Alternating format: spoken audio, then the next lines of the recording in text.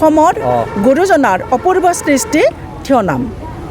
নামনি অসমৰ সত্ৰীয়া বৰপেটাৰ আমাৰ সত্ৰীয়া পৰম্পৰা মতে এই নামটো আমাৰ পৰিৱেশন কৰিব।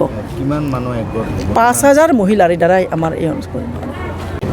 এই প্ৰগ্ৰামটো আমি আছাম বুক ৰেকৰ্ডত ৫,০০০ আই মাতৃৰ জৰিয়তে একত্ৰিত হৈ আমি আছাম বুক ৰেকৰ্ডৰ অভিলেখ সৃষ্টি কৰাৰ কাৰণে আমি চেষ্টা কৰিছোঁ।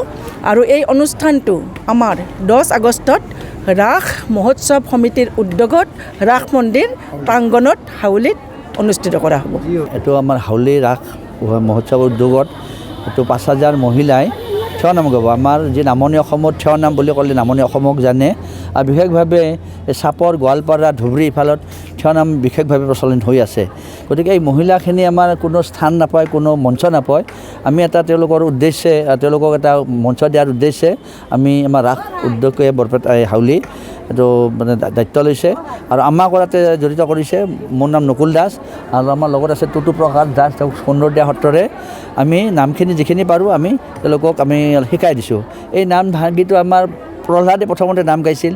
প্ৰহ্লাদে শিখান্ত গাই গোবিন্দৰ গীত, পৰম আনন্দে দৈত্যপতি কৰে নৃত্য, উঠি কত কীৰ্তন কৰন্ত তালল ধৰি, দৈত্যগণে বেৰি ভাই চৌপাশে চাপৰি। কিছুমানে বীৰ নাম বুলি কয়, বীৰসকলে গা কাৰণে।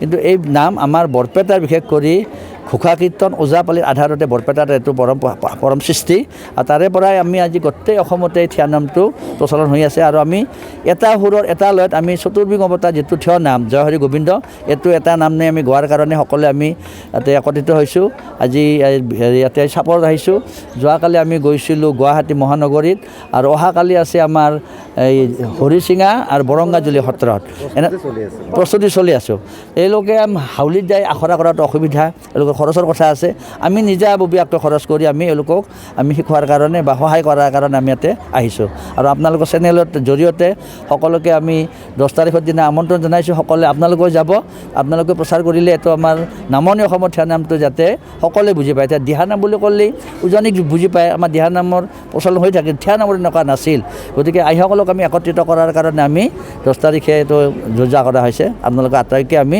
আপোনালোকৰ চেনেলৰ জৰিয়তে নিমন্ত্ৰণ জনাওঁ